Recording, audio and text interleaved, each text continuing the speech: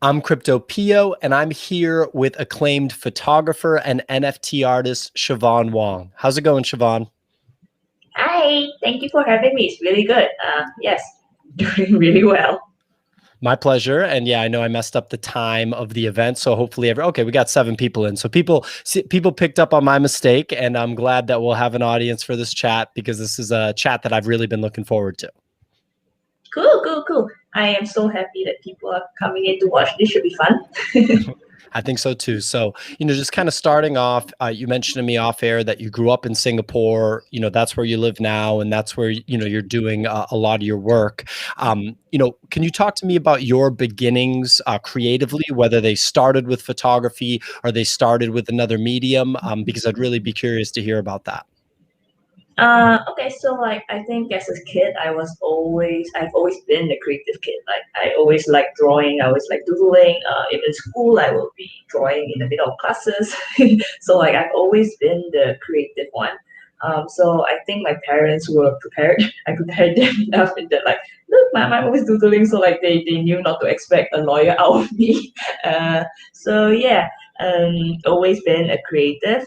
About 11 years ago and 2010 I decided to start photography. It was a very sudden decision. It came out of nowhere. I was just like, I'm bored, I'm gonna pick up photography. And and when I did that, I remember I was flipping through magazines, so like it was looking at fashion magazines that I was like, I am gonna pick up photography and I'm gonna do fashion photography and I'm gonna create like pictures like these, because how hard can it be, I thought to myself. And so that was how I started my 10 years of doing fashion and advertising photography. And it's been a lot of fun. I had a lot of great opportunities to work with really cool clients such as like Sephora, Lancôme. I got to be a guest photographer for Asia's Next Top Model, which was insane because I grew up watching America's Next Top Model in my parents' bedroom, and and I got to photograph Billy Porter, and the photos got used in Vogue. So like these were all like insane stuff, and it was really really cool because like I also got to go and get into like Forbes 30 under 30 Asia, which is like it's like overwhelmingly mind-blowingly like unreal. So that happened, and so it was really really like an amazing 10 years. Like I had so much fun working with like so many talented people and teams. But when COVID first hit Singapore, like Singapore went to the lockdown, so naturally photo shoots weren't allowed. And during then, I remember thinking to myself, like, oh no, what would I do? Like, I can't photograph models. So I figured, like, if I can't work with real models, I'll just make them. And yeah, that was my thought process. That was really just a thought process. I was like, can't work with real ones, I'll just make my own. I said to myself grumpily, and then I set out to do it. I just watched so many YouTube videos, tutorials in 2020, like more tutorials I ever expected to ever need to watch in my life just to learn 3D. And yeah, it's been a lot of fun and frustrations. Like there were some nights I just wanted to take my computer and throw it out the window, but it was mostly fun. And so like August last year, so I started in April last year, and by August last year, my husband told me like, you've created some models, you should really just post them. Because if you don't, as a creative, like I know the kind of person you are, which is perfectionist, which just means that I would never post my work if I'm not happy about it. So he's like, no, go post something. So that was really how I started. I just started putting out work and trying to improve my models, trying to learn more stuff. And so when the NFT scene came about, it was just perfect timing because I think it was around that time where I was starting to be at a stage where I was okay with my models, like, oh, they're of acceptable realism standard. And so I started to do artworks with them, and it was just really perfect timing too. Because like when I first started to do 3D models, the plan was to then approach brands and commercial clients with them to ask them like, would you be interested in using that for your commercial shoots, for your commercial campaigns? But it was also very hard to describe it to them because a lot of time what they understood is they knew the traditional way of doing things, which is to hire a model, go on set, put an outfit on her, and it's very simple, right?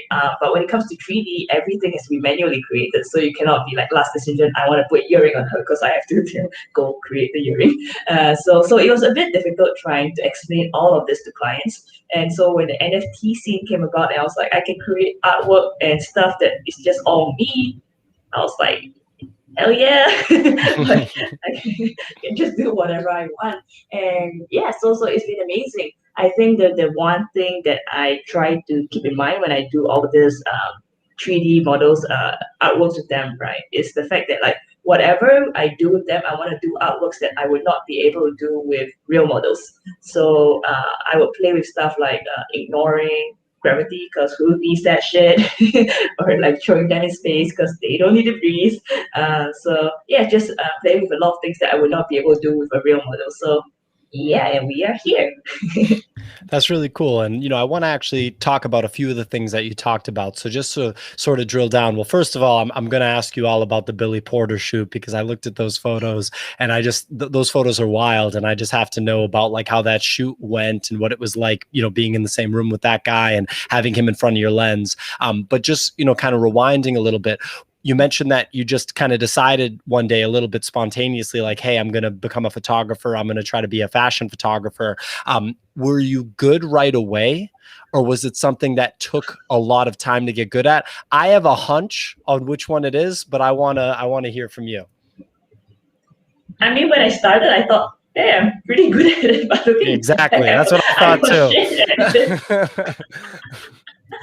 Yeah, like when I first started, I was like, I seem to be doing pretty okay. But like you asked me now to look back at what I did 10 years ago, it's like, oh, that was complete shit. But progression, I guess. Okay. My hunch was that you were good right away, and I'm sure you're being humble right now, and maybe you weren't as good as you are now, but I have to imagine that it was pretty clear that you had talent right away, because it's just evident to me in the portraits that you have. So, kind of going to the portrait photography, and we'll get to NFTs after this, but, with portrait photography, things like that shoot with Billy Porter and these kind of modeling and fashion shoots, how do you connect with the people that you take pictures of? I talked to Tina Eisen about that, and Matthew Jordan Smith, who I also interviewed, that are like, pretty big time fashion, glamour, beauty photographers. And I'm always curious, because I think a lot of people, when they think of photography, they think of the technical aspects of photography. Maybe they even think of the creative aspects, but they don't necessarily think of the interpersonal aspects of creative photography when you're engaging with another person and trying to create something, with their body, with their face, with their spirit. So yeah, could you talk to me about how you connect with people, on the day of the shoot, before the day of the shoot, while you're shooting?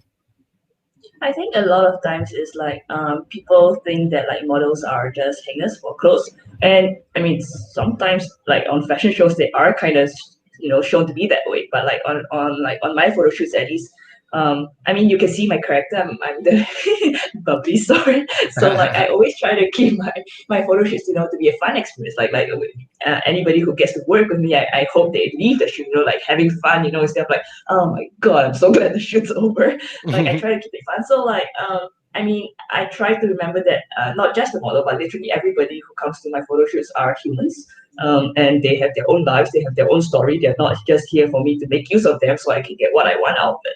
So I think that helps in whenever I go on set. It's just talking to them, buying them drinks, remembering their names. I think all of this are even just small things that lets them remember that like, oh, this person also remembers that I'm human.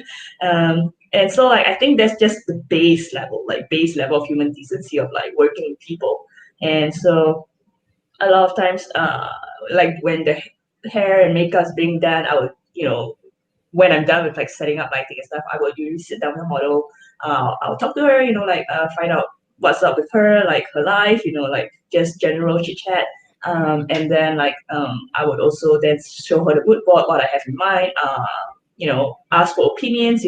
I don't always take opinions that I don't agree with, but like it's nice to know them because I can't think of everything. So and that really helps to make them understand what the shoot is about, so they can bring their own interpretation to it.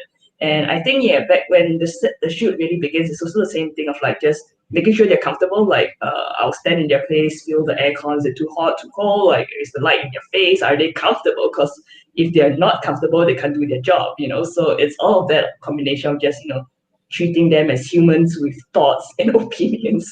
That yeah.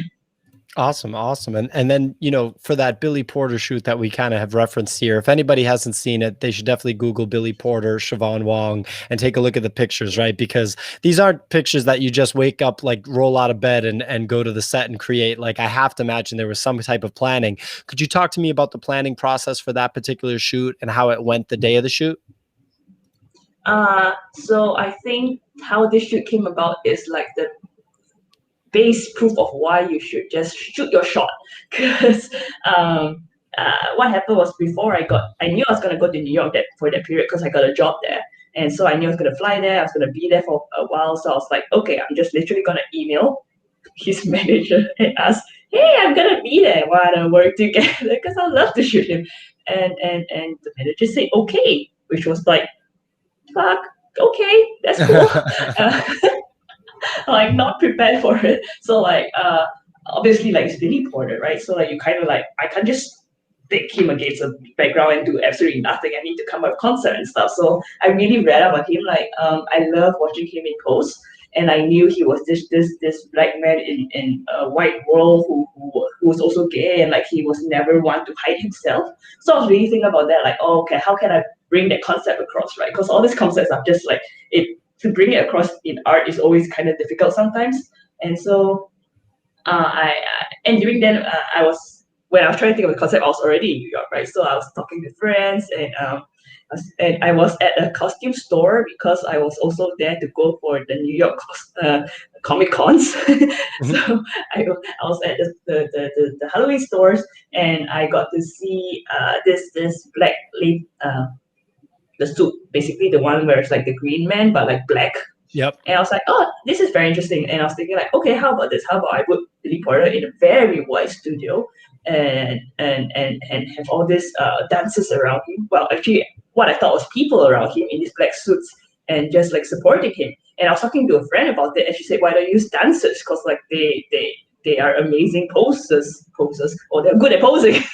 So I was like, fuck yeah, that's a great idea. Let's do that. So yeah, so I knew this one model friend, so she was the one who told me like I got all these dancer friends and they're also black, so like this would be kind of cool to let them work with Billy Porter together.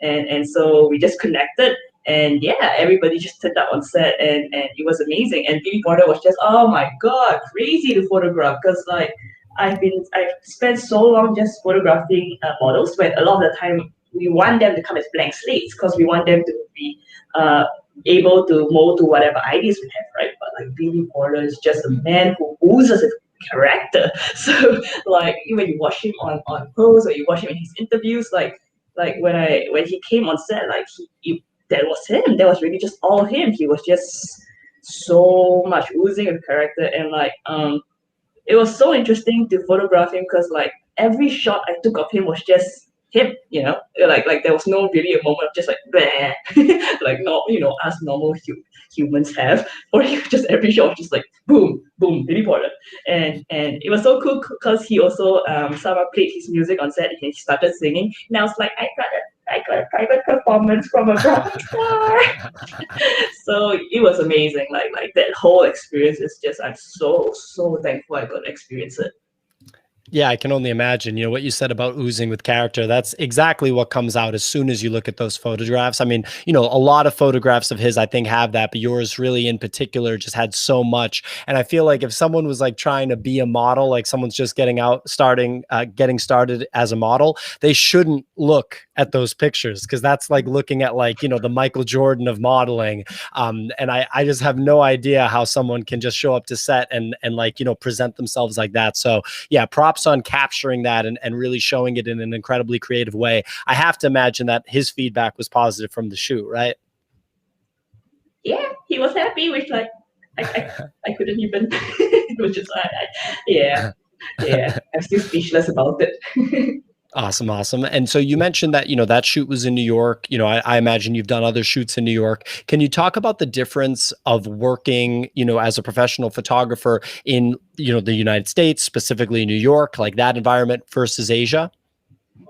I think the biggest difference, well, I mean, like when I say New York, it's New York's a bit different from just the West, right? Because New York is such a condensed place full of like hugely talented people. Like you have to like hustle to survive there. You can't just be like, I'm just gonna be this person there. You kind of have to survive, like, and be good. Like I remember being in New York and like I was taking the subway and just listen to this busker. I'm just thinking like, yeah, this guy is so freaking good. He's just a busker in New York, right?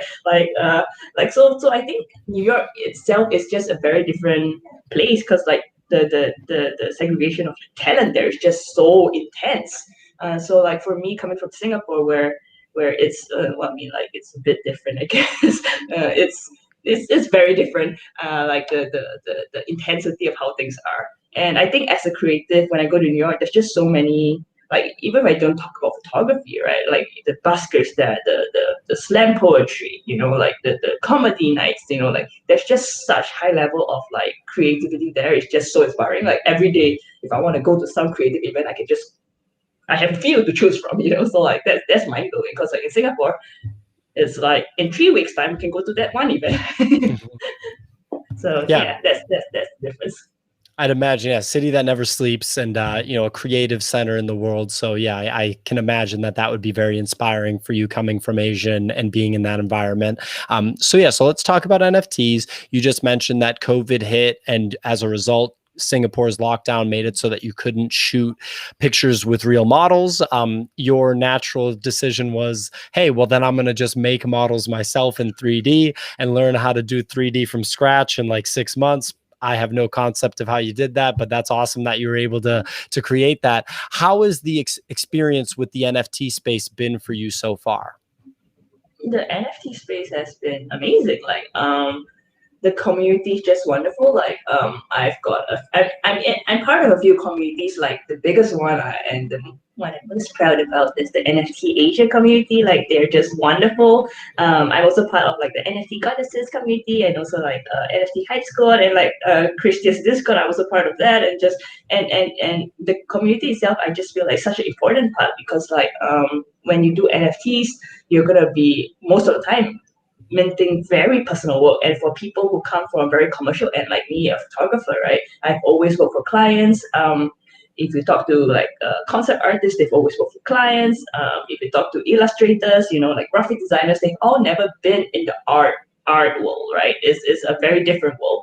And so right now we are all suddenly thrust into this art world and like we are doing like really personal work and every time we put it out there it's just like please like me please beat on me sir please so I just think like it's a place that really needs a lot of support because it can be difficult like on the days where you don't sell it can be hard for your confidence and I think every artist brain just does this where you're like you get a win and then like 3 days later you're just like nobody's gonna buy my work ever again.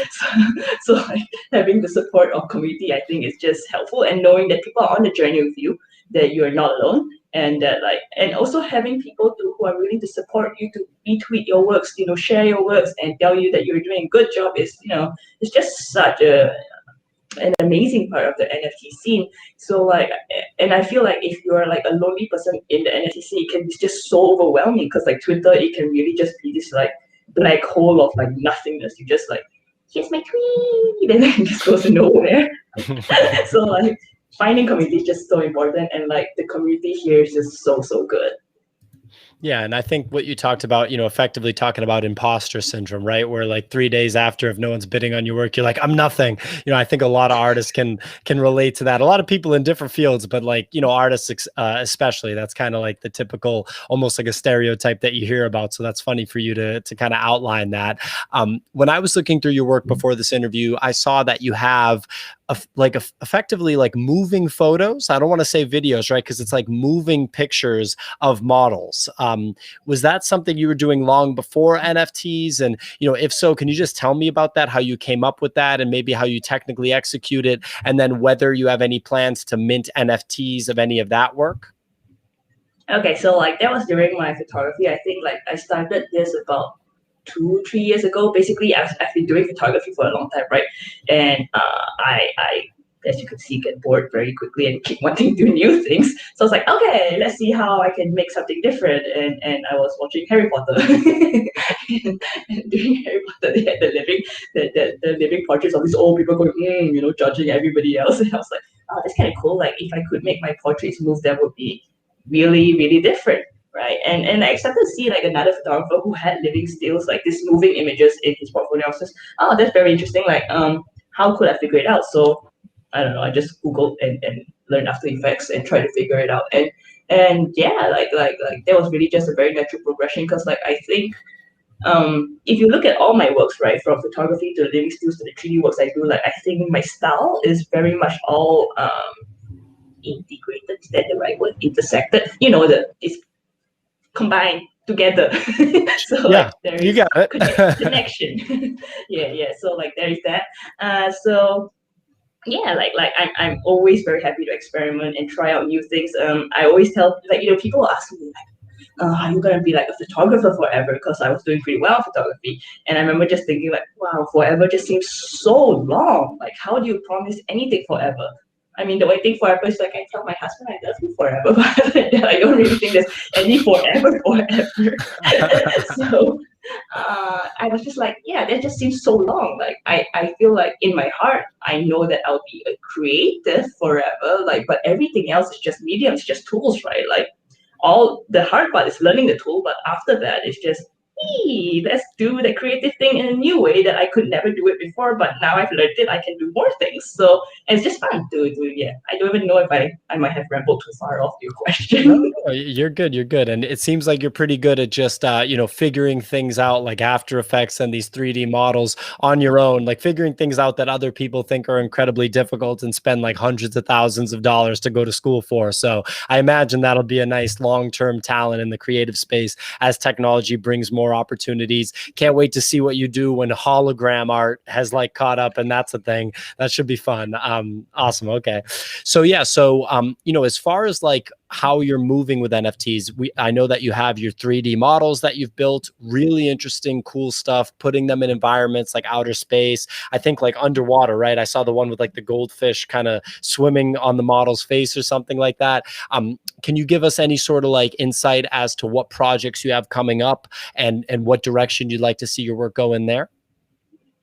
I'm working on a few projects, but they are for clients right now, so I'm not actually allowed to say. So mystery. Expect more. You heard it, guys. She's going to keep you waiting. Expect more mystery. You'll see it someday.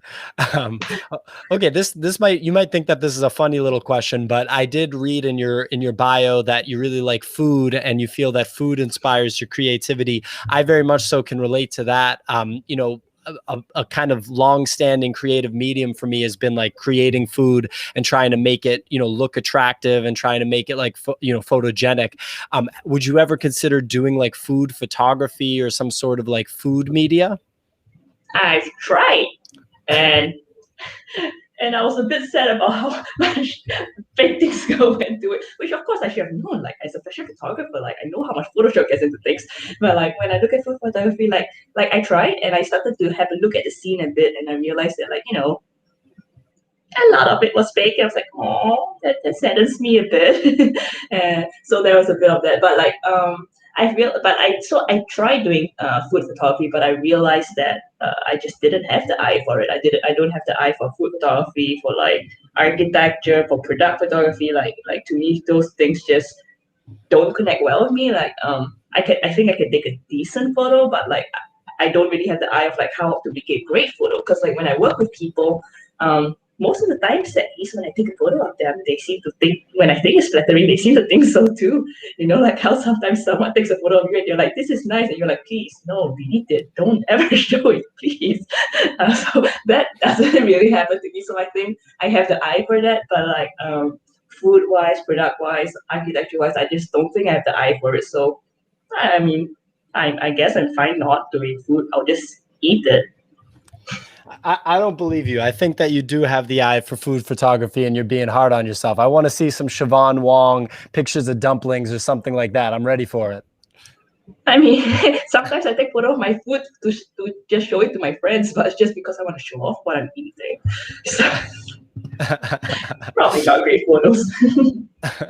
Awesome. Well, yeah. So, I want to let everybody know where they can find you, Twitter, Discord, all the different NFT platforms. Where can people find Shavonne Wong?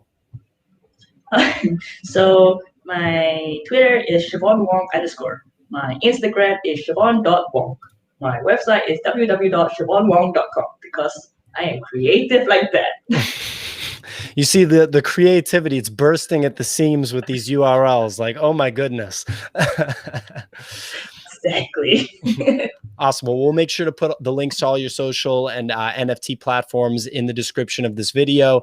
Anything else you want to leave, your Discord fam? I don't know if you've noticed in the chat, we've got a ton of Discord fam here. I'm going to have you acknowledge one comment here. What do we got? What do you think of this one from Skywater? What do you think of this? Squeal. Like how a lot of creatives are unable to, like, I don't know, I find it very hard to get compliments because I start doing this flailing hand thingy and then I sit on my hands to not move my hands around too much. And I'm like, oh, thank you so much. That's so nice of you. All right. Well, Skywater, I don't know if you noticed, but Shavonne's response to this comment that you had is "screw you." That was the initial response. So no, I'm just kidding. All right, everyone, Discord fam, everybody, thank you so much for watching. I'm Crypto Pio. This was an interview with Shavonne Wong. Please check out her work and stay tuned for the links in the description of this video. And please subscribe to Nifty Culture. That's at NFT Culture, as well as at NFT Culture on Twitter, on Instagram, the whole 9 yards. And I'm at Crypto_Pio on Twitter if you want to follow me too. Thanks so much, Shavonne. Bye-bye. Thank you so much.